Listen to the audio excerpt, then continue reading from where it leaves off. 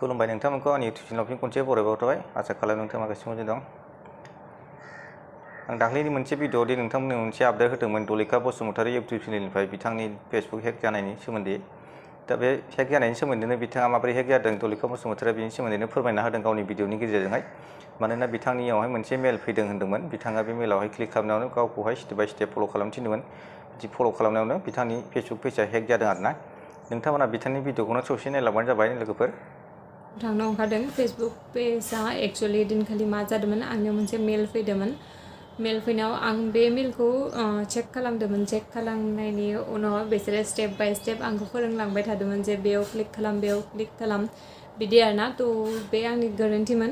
बिदि जुदि सोरनिफ्रायबा मेल फैयोबा फार्स्टआवनो मिथिग्रोनांगौ, बेनि उनावसो क्लिक खालामनांगौ। आं FIR होदों, नायनोसै मा जायो।